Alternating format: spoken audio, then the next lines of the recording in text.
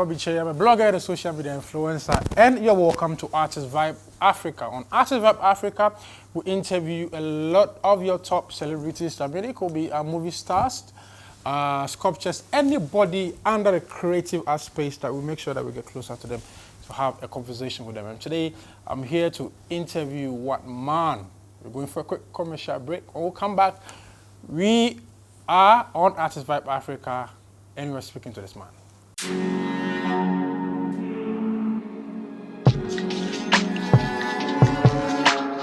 What's up, world? What's up, Africa? What's up, Ghana? My name is Kobby Kyei, and welcome to Artist Vibe Africa. And you're watching Artist Vibe Africa. Artist Vibe Africa. My name is Eva Nelson. Keep watching Artist Vibe Africa. Artist Vibe Africa. Hey, my love, this is Tina So, and you're watching Artist Vibe Africa. Artist Vibe Africa. So this is going to be the hottest entertainment show to hit the continent of Africa. And hey, I'm going to interview your favorite artists, my favorite artists, and our favorite artists. And so you want to stand the opportunity of watching our favorite content on the channel Fusion Extra on YouTube. And so if you're watching me right now, you make sure that you subscribe to our YouTube channel. And all the time when our contents are ready, you're going to be privileged to be watching them. God bless you.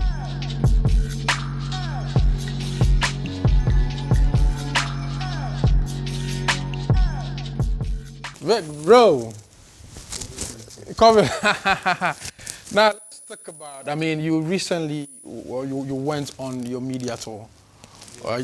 Yes, and you're still on it. Now, let's talk about the euphoria. I mean, what prompted you that, hey, I've been around for a minute. This time around, let me try go to other countries to plug in my music. I've already done that, but it's just that I've been away for about 5 years. Yes, five solid years. Yeah, you know, I haven't put an album out in 5 years. My last album was in 2016. And this time, because I was putting out a project that meant a lot to me, I wanted to go all out. I wanted to put, you know, a lot of effort into promoting it, not just in Ghana, but in the different parts of Africa, and then take it to the rest of the world. So that's how we started this media tour. We've done Johannesburg, we've done Cape Town, we've done Nairobi, we've done Dar es Salaam, Tanzania, we've done Zanzibar. We're going back to South Africa, we're doing Nigeria, we're doing Dubai, we're doing Europe, we're doing the US. Next week, I go back on the road again, so. We'll talk more about that, but let's talk about the album, Loyalty album. At which point again did you, I mean, you've been away for like 5 years, so what really made you come back so hard? And coming back hard has been phenomenal. Yeah. Why loyalty? Okay, so loyalty is my favorite trait in a human being. You know, like as human beings, we all expect loyalty from the people around us, whether it's from your partner or your spouse, your friends, your colleagues, you know, people that you work with in the office. We all expect a certain level of loyalty from those people. And when I work with people or when I meet people, that's one of the traits I look out for in people. And loyalty is important to me. It's tattooed on my arm. You know, so when I was working on this album, it was a special album to me. And the opposite of loyalty is disloyalty. I've experienced both in my life, you know. So I wrote 2 albums. I wrote the Loyalty album and I wrote the Disloyalty album, all to be released in 2021.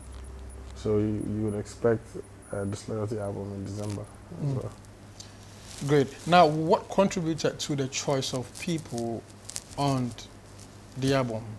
You have the likes of Darko Vibes, we have Stonebwoy, Kwame MP, we have Camido, we have Aquabwa, we have Safia. What contributed to the selection of these people on the album? These are like some of the people that I was listening to during lockdown. You know, I was stuck in the States for 5 months during when COVID was like raging all over the world. And that's when I actually wrote most of the album.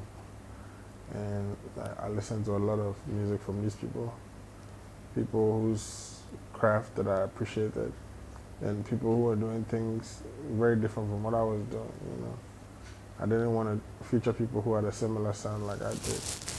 So I didn't feature a lot of rappers. I featured a lot of vocalists. Akwaboah is my favorite singer. Safia, my favorite females. Taco Vibes is very different. Camille is very different. You know, Simi, very different voice. One of my favorites from Nigeria. Peruzzi and Praise from Nigeria too. You know, are people who they stand out. They're different. They're not super commercial. They're just very different talents to me. And I appreciated their music, so I picked those people because I appreciate their sound. So what's the recording process for D Black? There are artists that when they just, jump into the booth, the content just come off head and they just go. Are you, the type? What's the recording process for D Black? It's all the songs are very different. Like how I create music is never the same. I recorded half of my album in the kitchen over here. I remember I came in some time ago and you guys were there. Yeah, I recorded half the album in the kitchen. Some of the songs I was shooting. I see. Some of the songs we traveled to like different parts of Ghana, different parts of the world, like, and create the songs in like hotel rooms.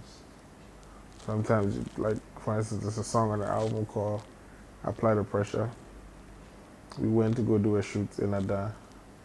We took the studio with us, and my engineer's room was the room after my room. I couldn't sleep, so I messaged him on WhatsApp and I said, "You should start playing hip hop beats. I'm coming." So I came and he played one, and I sat right there in the hotel room. I wrote 3 verses in like 45 minutes and recorded it. It's not similar to any other recording process that I have on the album. Enjoyment Minister. Yes, I was coming to that.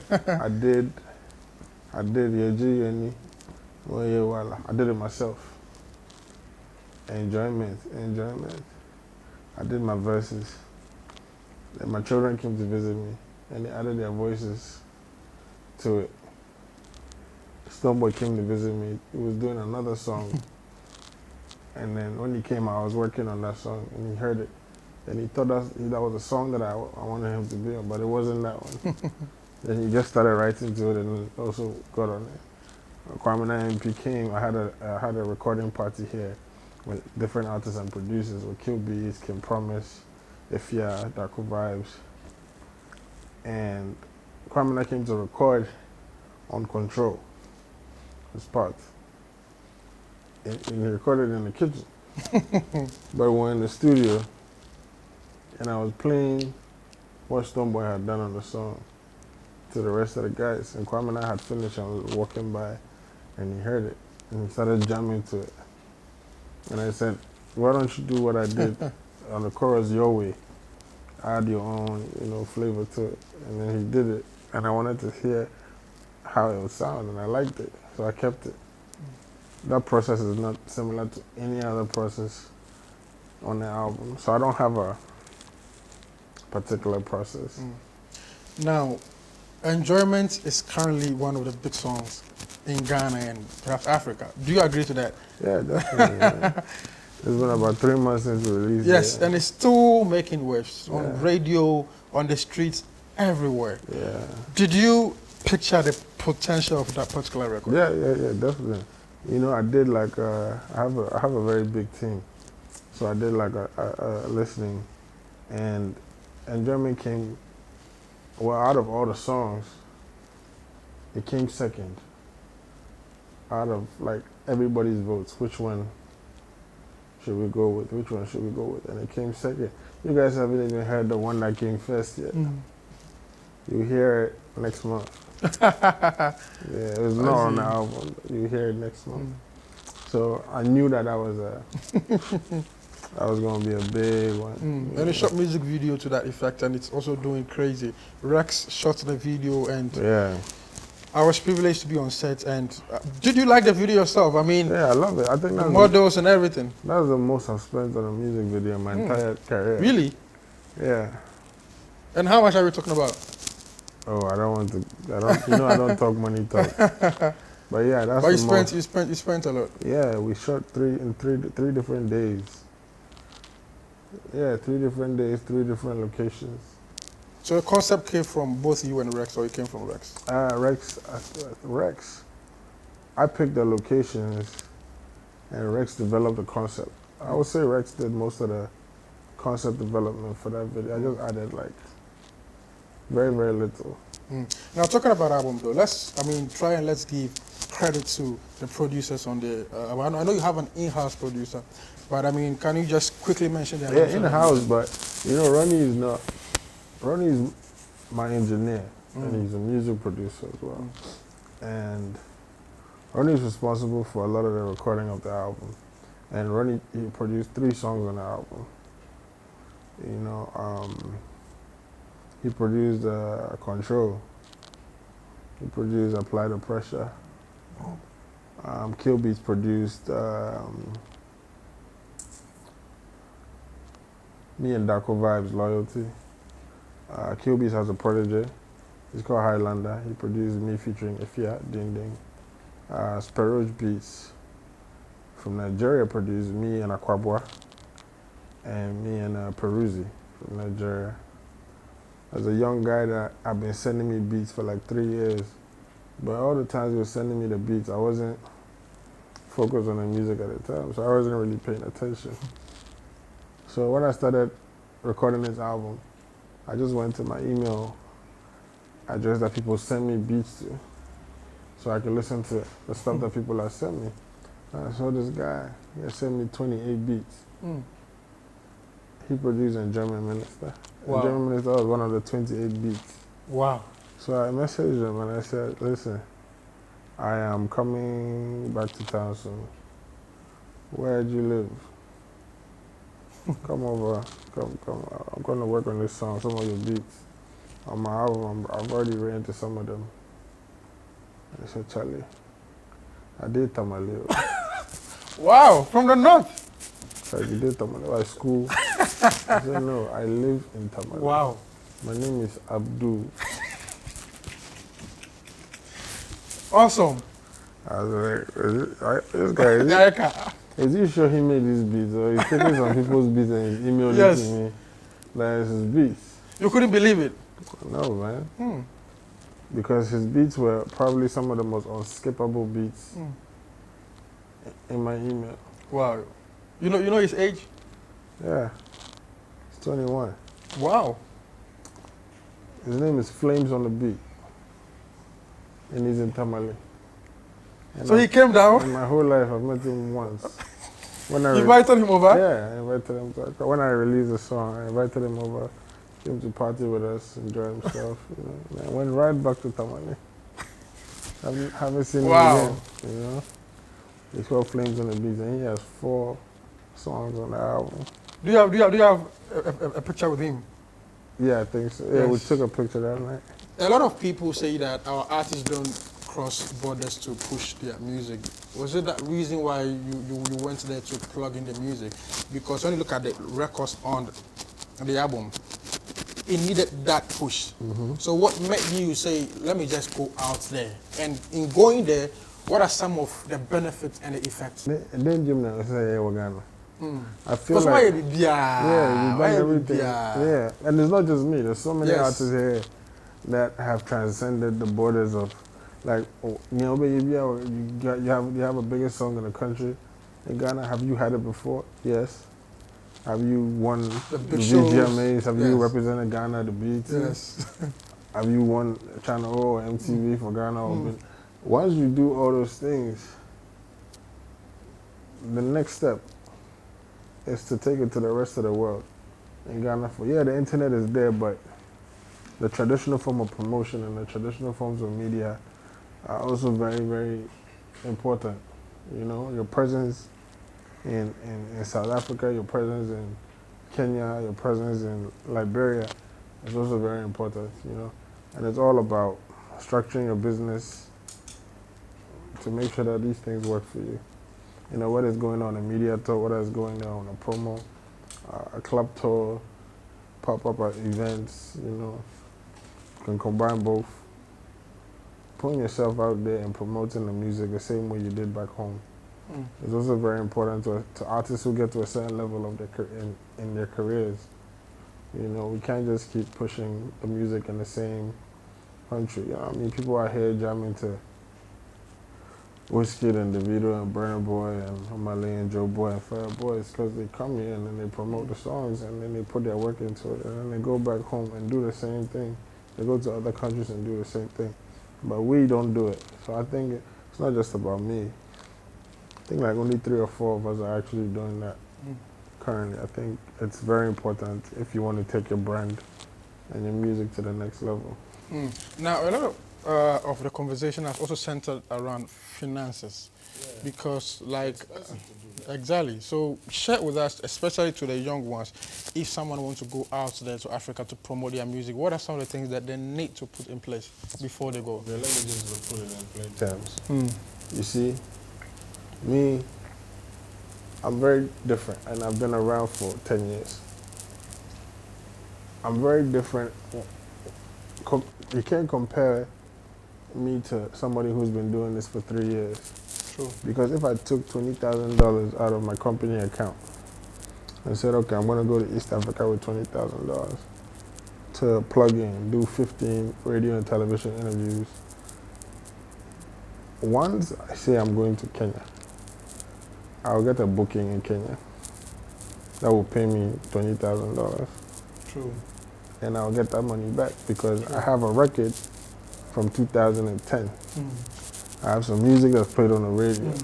I probably have some collabos with Your some of image alone. Yes.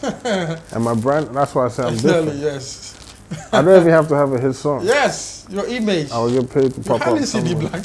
Yeah. So if I say I'm coming and my team shoot the emails and do the bookings, before you realize, Tanzania, for example, I wasn't booked for a show in Tanzania. Once the promoter saw that I'm in Tanzania, the promoters in Zanzibar saw I was going to Tanzania. They paid me to perform at a show, and that just recouped everything that we spent going to East Africa. Wow. But not everybody can do it. It wasn't. So in a nutshell, it means that they have to build their brand, Yeah. solidify it before. But it didn't start like this for me. When I started too, in my 2nd or 3rd year, I went to Nigeria with Kwekuti to go promote our stuff. The hotel we slept in had rats in the room. So it means that they can still do it. Yeah, you gotta go. You have to go through the process. October will be my 11th year in the music industry, so it's a process. You gotta go through the process. Wow. Now, moving away, let's talk about Safia. Yeah, our princess Safia. I picture like my mind back where Safia, how Safia started with a lot of people, and now it is her alone, and how she has transformed. Yeah. One from her looks, her aura, attitude, confidence. The confident level Safia now is crazy. Yeah. How were you able to build Safia from that point to where she is now? Because I watched her perform Ghana Party in the Park and also followed her on interviews. Her intelligence, how she speaks. How were you able to do that? Okay, so, I had a vision when I started the label with these new artists. It's called Black Avenue for a reason. It's the vision that Black had. Avenue means way. So it's a certain way that, and I felt like it's not going to be easy, but only the strong will survive. Already, I'm one of those people that I just like to help. I'm not looking for anything in return. If I'm able to take somebody whose talent I believe in from here to there, that's enough for me. For me, it's a blessing. I'll do it any day, anytime. I've been doing this all my life, but it takes a special person to believe and understand and trust that the direction that I'm being pointed in is the one for me. It's not for everyone. Safia trusted and believed, and when I work with people, I don't just look at talent. Talent is maybe like 30% of everything. It's drive, it's passion, it's dedication. It's like, the person has to want it even more than you, the person investing in them. You know, when you say we gotta move at 9 o'clock in the morning to go do this, and you wake up at 8 and the person is already there, then you know that the person means business. You don't call the person at 9:15. Where have you reached? You know, it's work ethic. And being able to listen and learn from not just you, but like the people around you, people's mistakes, read, you know, about the business you're in, learn and grow. And that's just basically what Safia did. When I met Safia had like, what, 4,000 followers on Instagram. I just saw like last week that she has 500,000, you know. Safia used to sing like Celine Dion. Yeah, that's how, like we're doing Afrobeat songs and she's giving us high notes and we're telling her cut. Just sing the line and cut. And it took time. And now we don't even have to be in the studio with Safia. She sends us songs. Yo, boss, I just killed this song. Tell me what you think. Like she doesn't need all the things that were being pushed and we used to help her with. She doesn't need it anymore. She's grown to be like an amazing artist. You know, now she creative directs her own videos. You know, she comes up with a concept. That's what I want. This is what I want it to look like. Like we just shot her new single, the video in South Africa. Stylist brings clothes. She doesn't want any of the clothes. 2 years ago, 1 year ago, whatever you give her, she just, you know, now she knows exactly what her brand is or what direction to go. And she listens, you know, when you give her advice and tell her, all right, let's do it, like, let's do this, let's do it. You know, she listens, she adds, and it's, you know, teamwork makes the dream work. Her manager, Ima, is an amazing guy too, you know. You know, very, very dedicated. It's not just about me. You say, how am I able to do it? It's not me, bro. It's Ima, it's Salty, it's Safia, it's Breezy, it's Ronnie Turn Me Up, Safia, myself, team, we're pushing, and we've done it for 2 years, and finally, safe to say that Safia is the biggest female now in Ghana, and we're just very happy. Now, at which point are you going to be satisfied with regards to, I mean, Safia's career? At which point, where are you looking at her to be? She should be one of the biggest females on the continent. Not even just females, let's not even put her in a box. She should be one of the biggest artists on the continent, you know. And her growth is very beautiful. Yeah. I've attended a lot of weddings, and almost every wedding, like all the videos I even watch on Instagram, it choke. Like, bro, you should hear the next single. Yo. Man. You should hear the next one. Really? It choke. The next one? The next song is going to be bigger than it choke. It will choke, it choke. Yeah. So you're going for a quick commercial. We want to come back, but still on Artist Vibe Africa, I want to say a big congratulations to Safia. I saw the growth. I remember the first time I interviewed you. I've seen you going, I mean, all over the place, doing positive stuff. Don't stop. We're going for a quick commercial break. Conversation still continues with the man, D Black.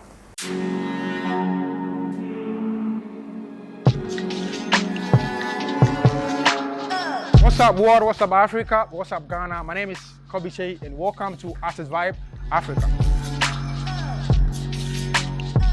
And you're watching Artist Vibe Africa. Artist Vibe Africa. My name is Yvonne Nelson. Keep watching Artist Vibe Africa. Artist Vibe Africa. Hey, my love, this is Tina So, and you're watching Artist Vibe Africa. Artist Vibe Africa. So this is going to be the hottest entertainment show to hit the continent of Africa.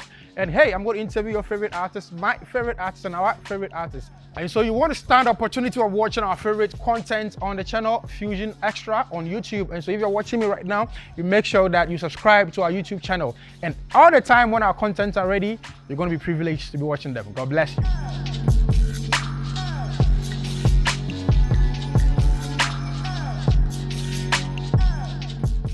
All right, now, Black, let's talk about relevancy. Like you said, next year, October, you're going to be 11 years. How did you do that? To keep, because it's one of the problems for up-and-coming artists, to be relevant for a very long time. Most of them want to do quote unquote dirty stuff to stay relevant. I don't do that. Yes, but for you, the name D Black is still a household name for years. How were you able to do that? And I mean, any advice to the up and coming artists? I think it's because I do like a lot of different things. You know, I'm different. I'm not the typical rapper, so my name will be in your mouth because maybe I have a big song at a particular point. My name will be in your mouth because I signed an artist that's doing very well. Joey B, DJ Breezy, Safia. My name will be in your mouth because my club, Onyx, Oasis, all the events company, we did Stone Boys Beam concerts. Yes. We did Livewire events. We did this concert, Bukom Banku Vesaite Power. So my name will be in your mouth for different reasons, so it doesn't get boring. It doesn't get boring, and it's for the right reason. Yeah, and I think I've done well with the branding aspect of myself. You know, it's like in this business, a lot of people forget that as an artist or as a celebrity, people look up to you and want to emulate you. So you have to come across a certain way. You know, you have to be responsible. You have to look a certain way that will make them want to say, I want to be like that guy. And I try as much as possible to do that. You know, along the way, I know a lot of artists forget that. Sometimes, oh, I don't care, you know. But I try as much as possible to make sure that there's people out there who are your fans, want to emulate what you do and be like you, and you know, and always try and keep it in a positive light as much as possible. You know, I think that's what I've been doing for the past 10 years, and by God's grace, it's been more smooth than rough. Yeah. Good. Now, when you go outside, one of the attributes that people, I mean, when they mention the name D Black, is this guy is business oriented or business minded. Again, how do you also do that? Again, to the up and coming artists, in as much as you're going to have managers and people around you, you as a person, how do you position your brand in a more business way? I read a lot. I read a lot and I learn a lot. I'm open to learning. You can learn from a 15-year-old. You can learn from somebody that just came in the game. I don't know anything about camera work, but if he started talking about cameras and I had an interest in it, I would sit down and listen to everything that he has to say. All the people want, like, I will be this guy. I did pass out. What does he know? You know? But I listen and I learn. I read a lot. I'm on the internet every day learning. If I speak to you today and you say a word in a conversation, I won't ask you what it means. When you leave, I will Google it. And once I see the meaning, it's stuck in my head. I'll use it in my next proposal letter. That's just the way I am. And I study business.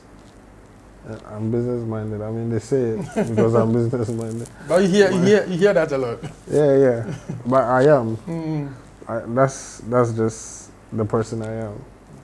You know, and I just have a passion for the field I'm in. So it's very visible because I apply it, and I'm so passionate about what I do that I apply it so much. I'm always, like, when you love what you do, when you wake up in the morning, you're in a hurry to go and work. You know, when you're passionate about something, it's different. You know, I'm passionate about my music. I'm passionate about my artists' careers. I'm passionate about my club, my event company. Like, I'm passionate about what I do. If you see me doing something, it's because I'm passionate about it. And that's what matters the most. Do you think that the up-and-coming artists are geared towards the fact that they love music so much, so they don't think about the business aspect of it? At a point, I mean, I think... Yeah, no, you can't blame anybody. Not every artist is a business executive.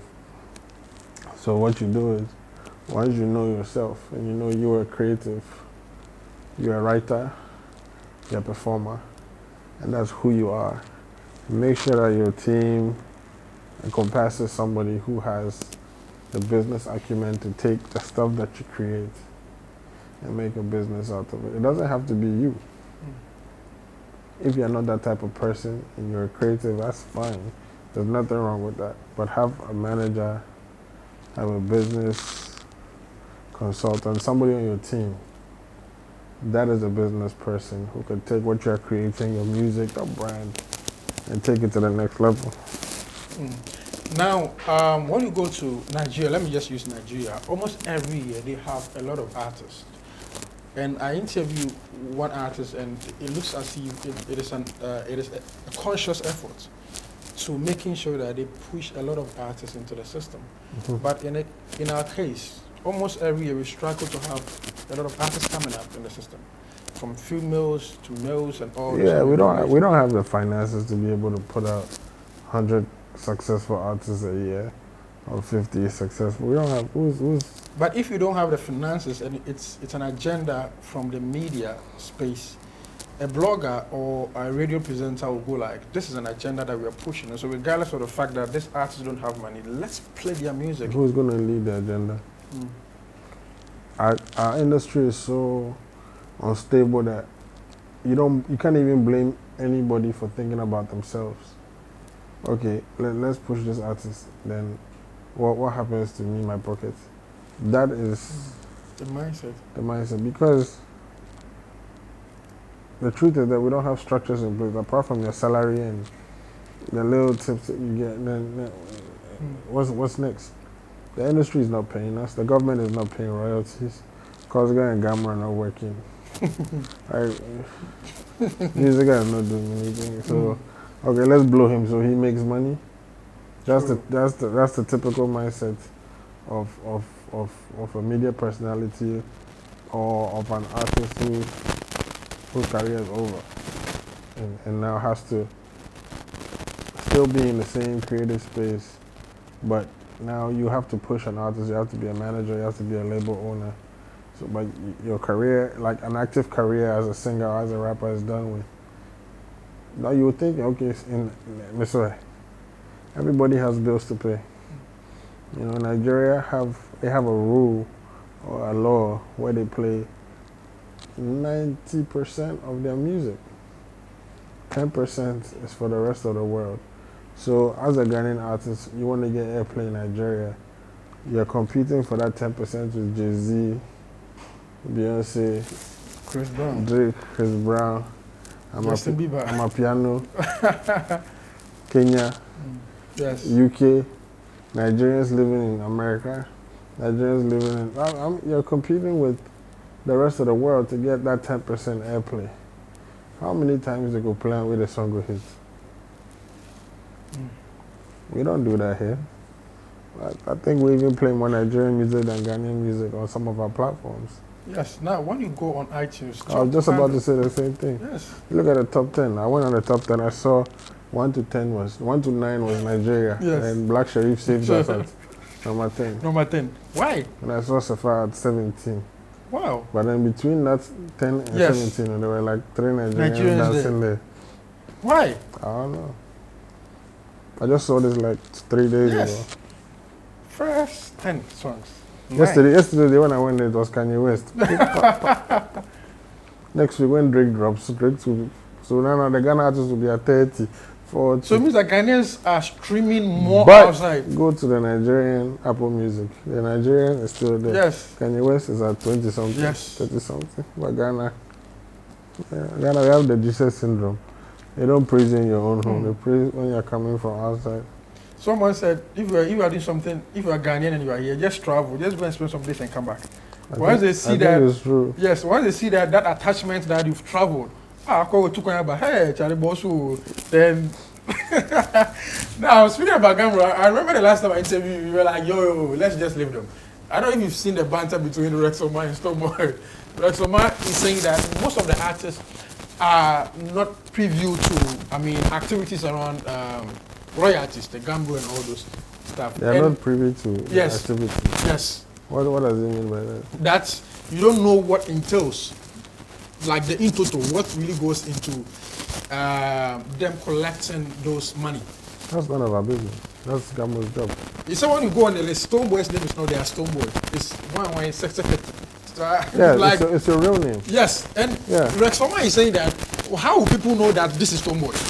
What do you mean? I don't know. What if you chance on that video? Hold on. Why? Rex Oman, does he think that this is the only collection society in the world? BMI, ASCAP, PRS, that we are all registered under, including Stoneboy, myself. Real names. It's our real names. Our bank accounts, they don't even write D Black on the bank account. So Wow, I saw that the also. name that you see there, no, pay it into that name's bank account. There's no bank account with the name Stoneboy on it. It's also Livingston, whatever his surname is. No. My name that is on my real name as a writer. Royalties are paid to writers and music producers. They are registered under their biological names. Mr. Black, how much have you received so far? I've never taken money from them. About 5 years ago, But are you a member? I went on. I think yeah. But you've not received any. Wait. I'll tell you a story. Why are people not also coming in to help, or they are not? They went there. I saw somebody speak. A guy called Seven spoke. I saw it on Amel Deborah's page where he spoke and said when that company went there and started doing this, Gambo started fighting with them. And eventually, they stopped working together. This is a company that will support the agenda of making sure that royalty distributions are done properly and fairly. But because people want pocket the money, they're not going to make it happen. And I see that they're rather using the data that they collect on airplay to do charts online to make you know that this song has the most airplay, so this is the most popular song in the country.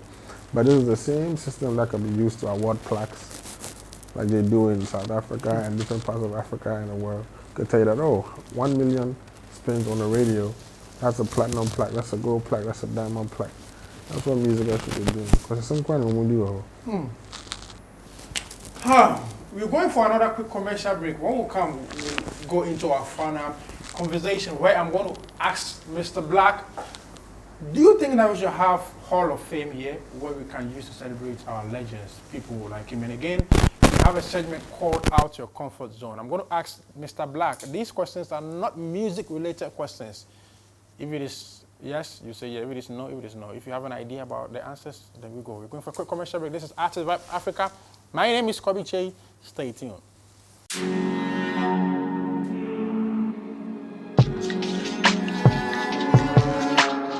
What's up, world? What's up, Africa? What's up, Ghana? My name is Kobby Kyei, and welcome to Artist Vibe Africa. And you're watching Artist Vibe Africa. Artist Vibe Africa. My name is Yvonne Nelson. Keep watching Artist Vibe Africa. Artist Vibe Africa. Hey my love, this is Tina So and you're watching Artist Vibe Africa. Artist Vibe Africa. So this is going to be the hottest entertainment show to hit the continent of Africa. And hey, I'm going to interview your favorite artists, my favorite artists, and our favorite artists. And so you want to stand the opportunity of watching our favorite content on the channel Fusion Extra on YouTube. And so if you're watching me right now, you make sure that you subscribe to our YouTube channel. And all the time when our contents are ready, you're going to be privileged to be watching them. God bless you.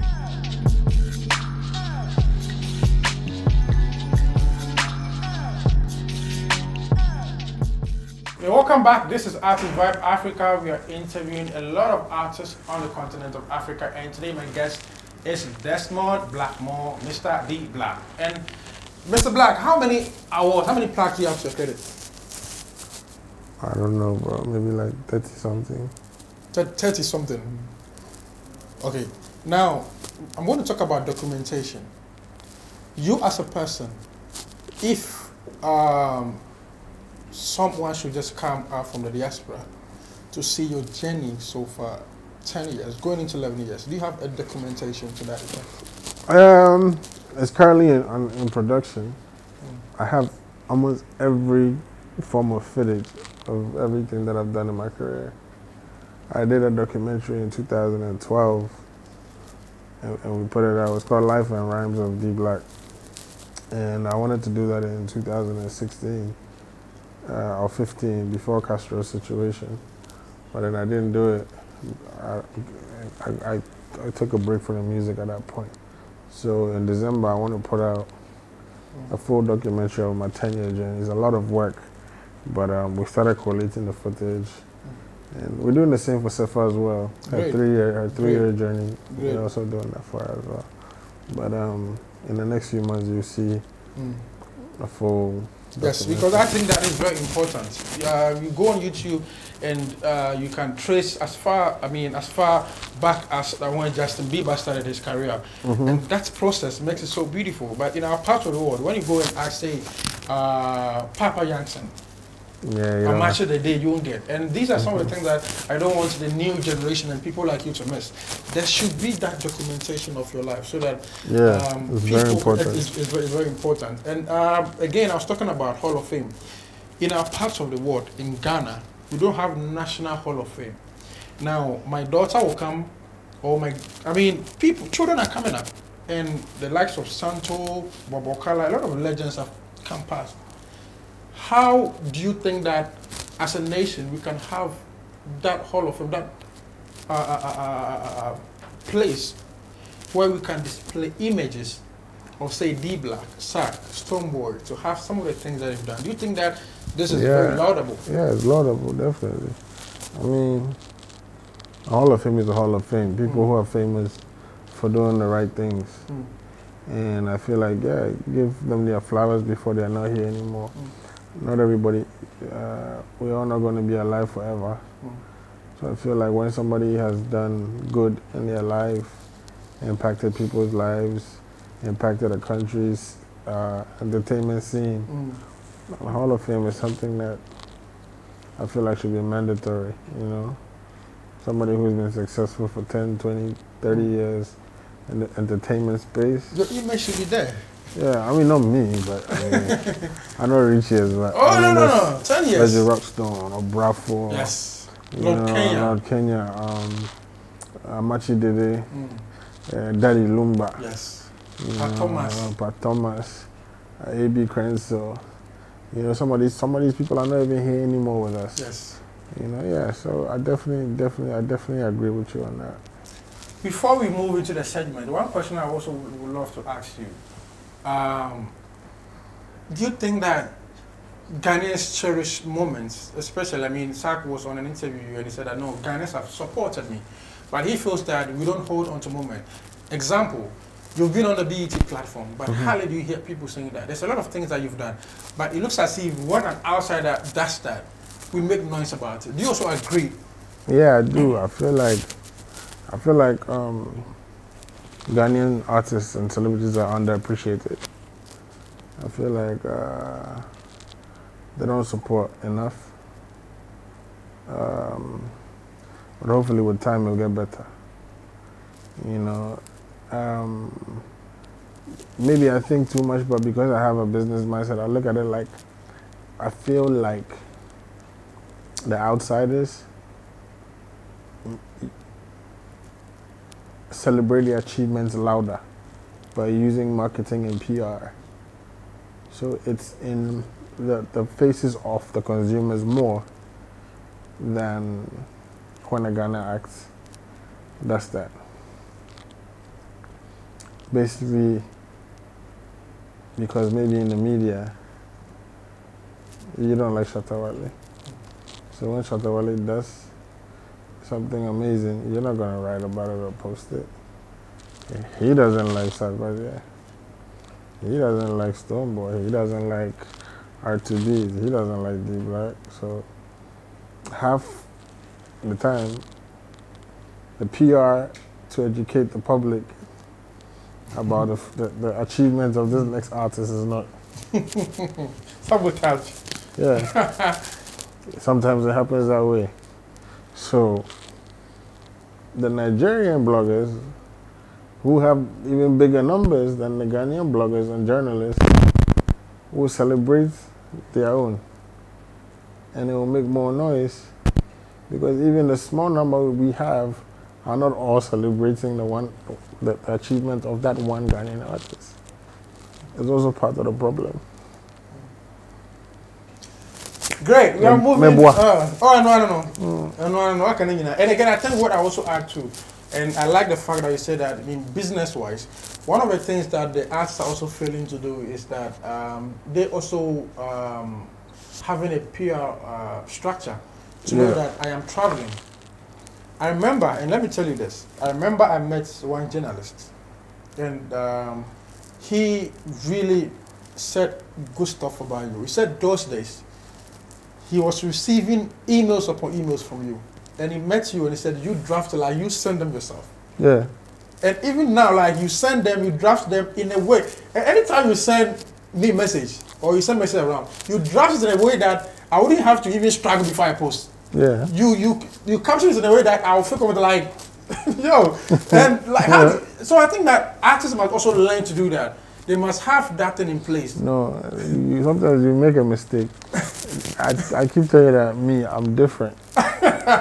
No, but we can learn. We can learn. Not every artist can draft a press release. Because the way you draft and you send to me. Yeah, so like I said. I don't struggle to post. No. Like I said, I can do it. You're supposed to learn. I can do it. But the actual thing is, 90% of the artists are not. Oh, so like they should get someone to do that for them. Yeah, so you hire a PR company. And they are not doing it. You hire a publicist. Yes. To do that. They are not doing that. It's part of the. I mean, you understand? It's part of the game now. Me, I have 6 publicists. Because honestly, always I'm getting emails or email from you. I'm getting notification, and an artist will travel, and the person will expect me to visit his pages or her pages to get the content. No. Yeah. But imagine sometimes, when I see message from you, like I smile. I'm like, you know what you're doing, and you structure it very well. Yeah. So I think an artist, I mean, if you guys are working, if you can't do it yourself, get a personal publicist, blogger. Because sometimes you're going to sit in your house or the radio station expects me to just jump on your pages to get the content. It will be so hard. Because when you travel, I wasn't there with you, but you were sending content back to back to back to back to back. It's important. It's part of the job. I think now you have to get, one of these days, organize a workshop. Because so that set it up. Yes, I think you have to do it. You have to do it. Now, this is out your comfort zone. Now, this question, I'm going to ask you, this is not music related. But I ask you, and please, don't disappoint your fans. When I ask you, then you answer. Don't tell me no idea. Don't come and ask me Greek science and you take social studies. I'll take you there. RME. Religious and moral education. Hey, darling. Oh, so Mr. Black, are you ready? Okay, out your comfort zone, I'm going to ask the Black, your experience way back in senior or junior high school. Just tell us. I hope you're not going to ask me religious and moral education. No, so let's talk about, do you remember T Square? Yeah. Okay, so share your experience with T Square. When they go steal your T Square, and only the board did it. So all those things that they taught us. Then I hear what area citizens. Fire square. Divider. 5x. Oh. I've never once in my life had the use to go back to what I learned in TD or TS to apply to anything. Are you sure? Because the T square or the ruler, I mean, you do measurements all the time. Not ruler basic. You can't TD. The protractor. Divider. Now I draw arc. 360 degrees. Now we trim. Now the line be. Missing the human. No, but I see, I don't come music video, and that's a director no 360. I beg you. I beg you, pa. Mr. Black, mention 2 primary colors. Oh, red and yellow. Red and yellow. Now, mention 3 Ghanaian footballers who are playing outside Ghana. Oh, Party, Jordan Ayew, and the other Ayew, brother Andre Ayew, Dede Ayew. Nice. Thomas Partey, Dede and Jordan, yeah. They're all playing outside Ghana. Now, how do you prepare your jollof? I've never made jollof before. So what food do you prepare? What do you buy? Okay, so how do you prepare your yam? Oh, yam. So yam with what? You consume and tomato stew. So buy I take the yam, slice it, cut it, wash it, you know, put some salt on it, put the water on the fire, put the yam in there with the salt. What I do is I boil my egg with the yam at the same time. So I take my egg, wash it remove all the egg shits up in case there's some on it. Put it in a bowl, add the salt. You know, boil it for a couple minutes. When it's soft to the point where I like it, you drain the water from it. That's it. When was the last time I know you doing it? I know.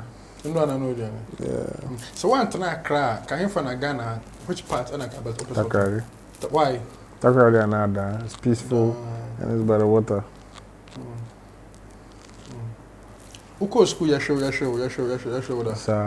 Because suspension 3, so imagine. Uko suspension 3. Hey, junior school and senior school. Both. And then first one and then I junior high school back, no senior high school double. Junior high school yeah there. Junior school that goes suspension. Junior high school me exercise book. I don't know. Sometimes when I think about the things that we got punished for in school, now, me agree. Say, I went on suspension because me take pages every my exercise book had to throw a wrap. Oh, so my book was very slim. Till mama cause suspension. Senior high school, we broke bounds. Both of them we broke bounds. It was a boarding school, Pope John High School, seminary. We were training pastors, students to be pastors in the school. They wore a bar crack. We recorded, you know. The first time on our way, we successfully went for 3 days. On our way back, the taxi that we took, one of our teachers was in the front. You know, those times you can share the taxi. So from the station to the school junction, it's a joint taxi. So 3 of us, we stopped the taxi, we sat in the back. There was already a passenger in front. It was like our teacher. That was one. The second time, somebody who was supposed to go to Accra with, he didn't have enough money to go. And I got Chukima Obi. And Obi Sokakachi Obi. And I had Master Kote. And I'm here a roll call. So my school, when they suspend you twice, you get dismissed. So I got suspended 2nd year, 3rd year. So I didn't write my SSC in the boarding house. Wow. I wrote, you know, I think when my mates wrote in June, July, I had to write an updeck in November before I could go to university. What senior school now? Course been on paper. Geography. Rubbish. Total rubbish. How does that happen? Geography don't pay. Mention 3 veteran Ghanaian actors. Oh, Chewa. Veteran. Chewa Crown. Adjust Smart. Mame Doctor. Musicians. Okay, I need music. He said no music. No music. Now, if you are stuck, say one village or Ghana village, which village will you want to visit? Village. It will probably be the village my mother is from, Akwedei. I remember that Vice at one took us from, I had a show in Ho, and they wanted to interview me somewhere, a village somewhere. It was part of the content, I think. And they told me that they were here, drove past some village, and I remember the name was Akwedei. But when we got there was such a beautiful beach there. It was so beautiful. If you go on YouTube and you type T Black and Joey B at Ho, perform in Ho Festival 2013, that experience will come up. I was going through the village over there. I enjoyed it there. We were there for 2 days in the village. Slept in like huts and stuff. Now, before we say goodbye, look into the camera. I know you have followers on social media. Do you remember some of your fans? Their names? Yeah, I'm a dozo. And to the archive, just mention. I know There's one called Legon D Black. Okay. There's D Black Bar. There's jollof. Those are the 3 ones that stick in my mind because they're always on. There's one called Aweso Swave. They're always Afari Andrews. Always in my mentions. Always from Twitter to Instagram. And I've seen you donating, giving people laptop, money, and all that. Yeah, I do it like 2-3 times a year. Mr. Black, your last message to the fans and everyone out there watching. God bless you all. Love. Yay. Yay. Remember, you gave that exclusive. Yeah. Will you repeat it again? Just put it inside. Yeah. No. So you guys, D Black has been saying yay. Yay. Why yay? Again, explain to Ghanaians and Africa. This is Artist Vibe Africa. My grandmother is the one who used to say yay. So this is her on my arm, you know. She's gone. And when you call her, she doesn't say yes. She passed away 2012. So it's been 9 years. Next year will be 10 years actually. So when she passed away, that was like my best friend. So when she passed away, out of remembrance, she doesn't say, when you call her, she doesn't say yes, she says yay. So in my songs, I used to say yes, boss. So I just removed the boss, and the yes, no, I changed it to yeah, just for my grandmother. Yeah. Grandma, wherever you are, rest. May your soul continue to rest in peace. That's her over there, see? Yes. Very beautiful, very beautiful. I saw one of your old pictures. Of course, in high school. Why you from? That'll be the suspension time. This is Mr. D Black. Thank you so much for, having us here. God bless everyone out there. You subscribe to our YouTube channel, Fusion Extra. My name is Kobby Kyei. Enjoy the rest of our content on Fusion Extra YouTube page. God bless you and stay safe.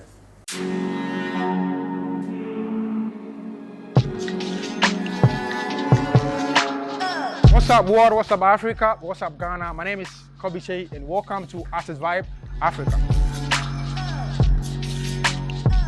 And you're watching Artist Vibe Africa. Artist Vibe Africa. My name is Yvonne Nelson. Keep watching Artist Vibe Africa. Artist Vibe Africa. Hey, my love, this is Tina So, and you're watching Artist Vibe Africa. Artist Vibe Africa. So this is going to be the hottest entertainment show to hit the continent of Africa.